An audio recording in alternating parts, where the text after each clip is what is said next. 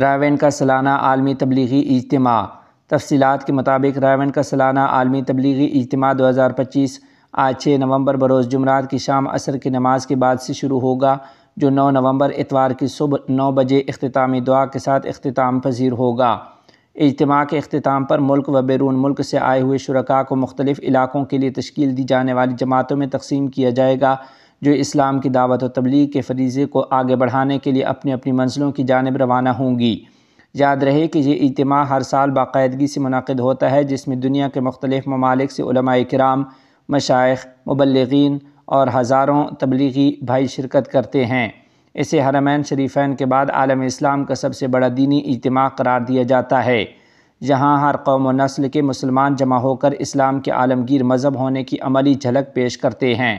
اس تبلیغی روحانی اجتماع کا بنیادی مقصد مسلمانوں میں دین سے وابستگی پیدا کرنا اور انہیں اسلامی تعلیمات کے عملی تقاضوں کی طرف متوجہ کرنا ہے۔ بیانات میں شرکاء کو تلقین کی جاتی ہے کہ وہ چند ایام کے لیے دنیاوی مصروفیات سے الگ ہو کر عبادات، ذکر و اذکار، تلاوت قرآن کریم اور دینی تربیت میں وقت گزاریں، تاکہ ان کی زندگیوں میں دینی شعور پیدا ہو اور وہ اپنے ماحول میں اصلاح و دعوت کا فریضہ انجام دے سکیں۔ بتاتے چلیں کہ تبلیغی جماعت کی یہ منظم محنت امت مسلمہ کے لیے نعمت غیر مترقبہ ہے، جو آج کے مادیت زدہ دور میں خیر و شر میں امتیاز کا ذوق زندہ رکھے ہوئے ہیں۔ یہ جماعت دنیا بھر میں مسلمانوں کے باہمی تعلقات کو مضبوط کرنے، دین پر عمل کی دعوت دینے اور اسلامی معاشرے کی تشکیل نو کے لیے سرگرم عمل ہے۔ ہماری دعا ہے کہ اللہ تعالیٰ رائیونڈ کی اس اجتماع کو اپنی بارگاہ میں قبول فرمائے اور اسے دنیا بھر میں اسلام کی اشاعت، اصلاح امت اور دینی بیداری کا ذریعہ بنائے۔ محمود خان اچکزئی اور اسد قیصر کی مولانا فضل الرحمان سے اہم ملاقات۔ تفصیلات کے مطابق پشتونخوا ملی عوامی پارٹی کے سربراہ محمود خان اچکزئی اور پاکستان تحریک انصاف کے سینئر رہنما سابق سپیکر قومی اسمبلی اسد قیصر نے جمعیت علماء اسلام کے سربراہ مولانا فضل الرحمان سے ان کی رہائش گاہ پر اہم ملاقات کی ہے۔ ملاقات میں ملکی سیاسی صورتحال، پارلیمانی امور اور قومی مفاہمت کے امکانات پر تفصیلی تبادلہ خیال کیا گیا۔ اس موقع پر جمعیت علماء اسلام کے سینئر رہنما و سابق وفاقی وزیر مولانا اسد محمود، جمعیت علماء اسلام کے مرکزی ترجمان اسلم غوری، سینیٹر علامہ راجہ ناصر عباس، مولانا اسجد محمود، مولانا عبید الرحمان، اخندزادہ حسین اور ریاض احمد بھی شریک تھے۔ ذرائع کے مطابق رہنماؤں نے ملک میں جاری سیاسی کشیدگی کے خاتمے، جمہوری اداروں کے استحکام اور آئینی نظام کی بالادستی کے لیے مشترکہ کوششوں پر اتفاق کیا۔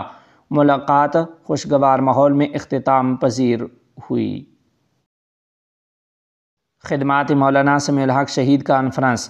تفصیلات کے مطابق نشترحال پشاور میں شہید اسلام مولانا سمیع الحق رحمہ اللہ کی 7ویں برسی کے موقع پر خدمات مولانا سمیع الحق شہید کانفرنس منعقد ہوئی، جس کی صدارت جمعیت علماء اسلام کے مرکزی امیر مولانا عبدالحق ثانی نے کی، جبکہ سرپرستی مولانا راشد الحق سمیع نے انجام دی۔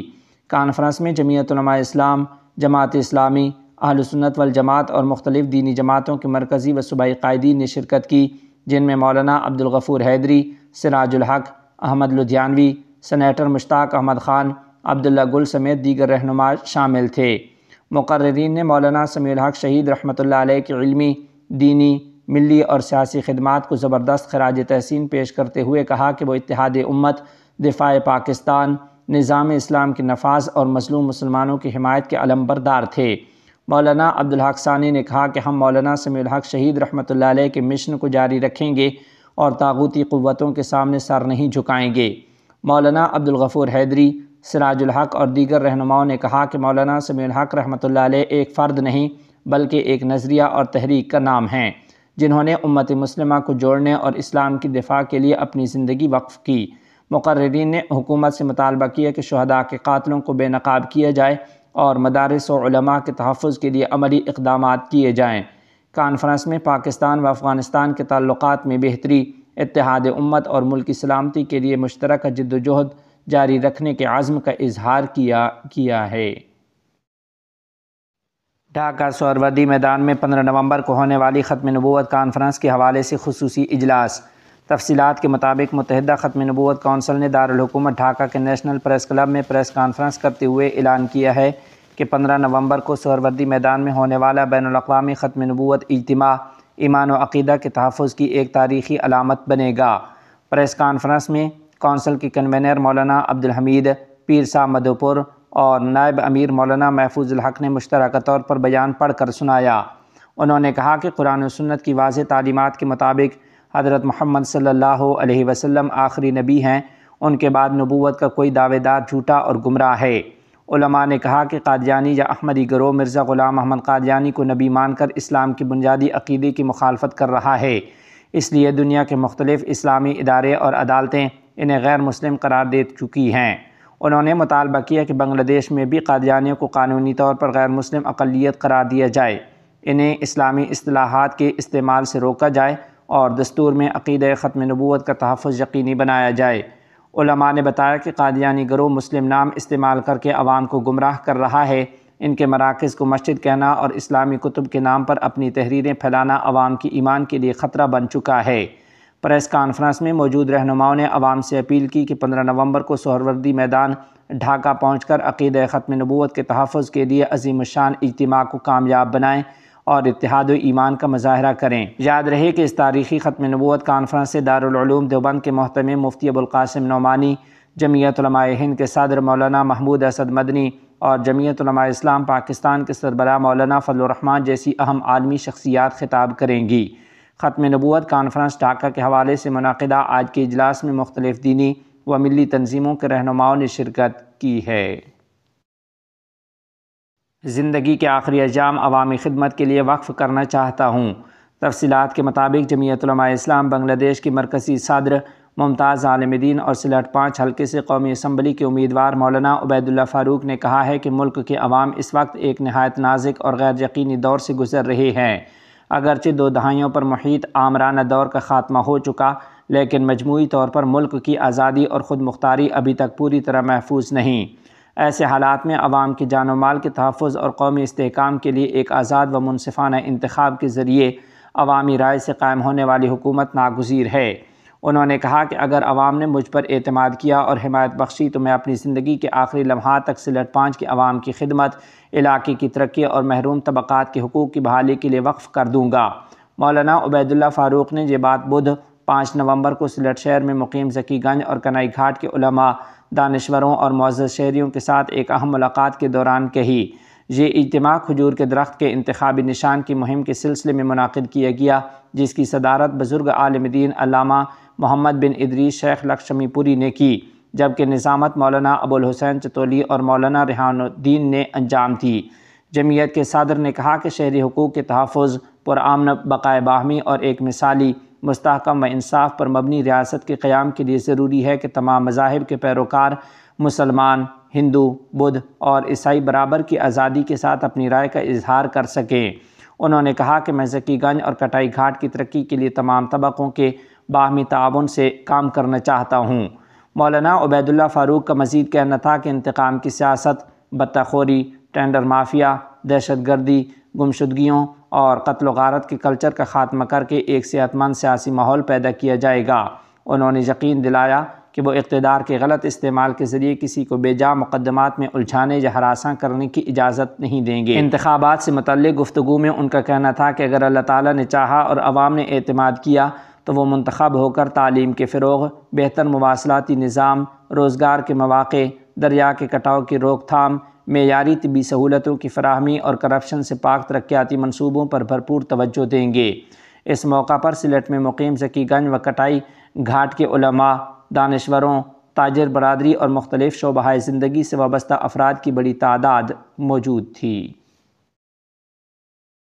سابق رکن پنجاب اسمبلی محمد معاویہ اعظم کا بنگلہ دیش کا دورہ۔ تفصیلات کے مطابق سابق رکن پنجاب اسمبلی اور معروف مذہبی و سیاسی رہنما محمد معاویہ اعظم امن، بھائی چارے اور اتحاد امت کا پیغام لے کر بنگلہ دیش کے دورے پر پہنچ گئے۔ اپنے قیام کے دوران وہ مختلف تعلیمی اداروں کے مطالعاتی دورے کریں گے، جہاں طلباء و اساتذہ سے ملاقاتوں کے علاوہ متعدد سماجی و مذہبی تقریبات سے خطاب بھی متوقع ہے۔ معاویہ اعظم بنگلہ دیش کی مختلف اہم شخصیات سے ملاقاتیں بھی کریں گے۔ دورے کا مقصد پاکستان اور بنگلہ دیش کے تعلقات کو مزید مضبوط بنانا، فکری و ثقافتی ہم آہنگی کو فروغ دینا اور امت مسلمہ میں اتحاد و یکجہتی کے پیغام کو عام کرنا ہے۔ روانگی سے قبل گفتگو کرتے ہوئے محمد معاویہ اعظم نے کہا کہ امت مسلمہ کو آج پہلے سے زیادہ اتحاد، امن اور باہمی احترام کی ضرورت ہے۔ بنگلہ دیش کے عوام محبت، علم اور رواداری کے سفیر ہیں اور مجھے ان سے ملنے کا بے حد اشتیاق ہے۔ جمعیت علماء سہارنپور کے زیر اہتمام جامعہ زینب للبنات دیوبند میں تربیتی ورکشاپ کا انعقاد۔ تفصیلات کے مطابق جمعیت علماء سہارنپور کے زیر اہتمام جامعہ زینب للبنات دیوبند میں ایک اہم تربیتی ورکشاپ منعقد ہوئی، جس میں تقریباً 300 متولیان، علماء، دانشوران، ذمہ داران مدارس اور سماجی کارکنان نے شرکت کی ہے۔ ورکشاپ کی صدارت دارالعلوم دیوبند کے استاذ الحدیث حضرت مولانا مفتی سید محمد سلمان منصور پوری دامت برکاتہم العالیہ نے فرمائی، جبکہ حضرت مولانا محمد شریف خان محتمم دارالعلوم زکریا دیوبند اور حضرت مولانا گلفام صاحب صدر جمعیت علماء سہارنپور سمیت کئی ممتاز شخصیات شریک رہیں۔ مراد آباد سے آئے 2 ماہر ٹرینرز نے امید پورٹل پر دستاویزات اپلوڈ کرنے کا عملی طریقہ سکھایا۔ اس موقع پر مہدی حسن عینی دیوبند نے وقف قانون، شرعی و قانونی حیثیت اور ہماری ذمہ داریوں کے عنوان سے مفصل پریزنٹیشن پیش کیا اور وقف سے متعلق رہنمائی اور خدمات کے تسلسل پر روشنی ڈالی۔ ورکشاپ کے مؤثر انتظام و انصرام پر جمعیت علماء اتر پردیش کے سیکرٹری مولانا سید حسین احمد مدنی کو شرکاء نے خراج تحسین پیش کیا۔ انہوں نے جمعیت کی جاری کاوشوں کا ذکر کرتے ہوئے بتایا کہ مساجد کو مرکز عمل بنانے پر زور دیا جا رہا ہے اور امید پورٹل پر اندراج و تجدید کے لیے ہیلتھ ڈیسک سسٹم قائم کر دیا گیا ہے۔ مزید برآں سنی سینٹرل وقف بورڈ اتر پردیش کی جانب سے تحصیل دیوبند کے لیے نامزد کوآرڈینیٹر قاری رحیم الدین قاسمی نے بھی امید پورٹل سے متعلق شرکاء کی رہنمائی کی۔ ورکشاپ میں شہر دیوبند کے معزز علماء، منتظمین اور سماجی شخصیات کی بڑی تعداد شریک رہی، جنہوں نے اس اقدام کو جمعیت علماء سہارنپور کی ایک مفید اور مؤثر پیش رفت قرار دیا ہے۔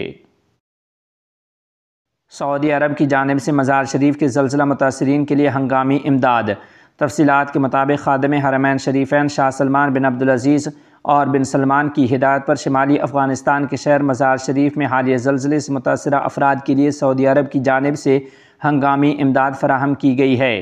اس سلسلے میں کابل میں تعینات سعودی سفیر فیصل بن طلق نے اپنے دفتر میں افغان ہلال احمر کے سربراہ شیخ شہاب الدین دلاور سے ملاقات کی۔ ملاقات میں مرکز شاہ سلمان برائے امداد و انسانی خدمات کی کابل شاخ کے ڈائریکٹر بھی موجود تھے۔ ملاقات کے دوران زلزلہ متاثرین کے لیے امدادی سامان کی تقسیم کے حوالے سے تفصیلی مشاورت کی گئی۔ سعودی عرب کی جانب سے بھیجی جانے والی امداد میں 2000 خوراکی پیکج، 500 رہائشی پیکج، 500 خیمے اور 24 ٹن کھجوریں شامل ہیں۔ سعودی سفیر نے اس موقع پر کہا کہ مملکت سعودی عرب مشکل کی اس گھڑی میں افغان عوام کے ساتھ ہے اور برادر ملک کے متاثرہ شہریوں تک فوری ریلیف پہنچانے کے لیے تمام ممکنہ وسائل بروئے کار لائے جا رہے ہیں۔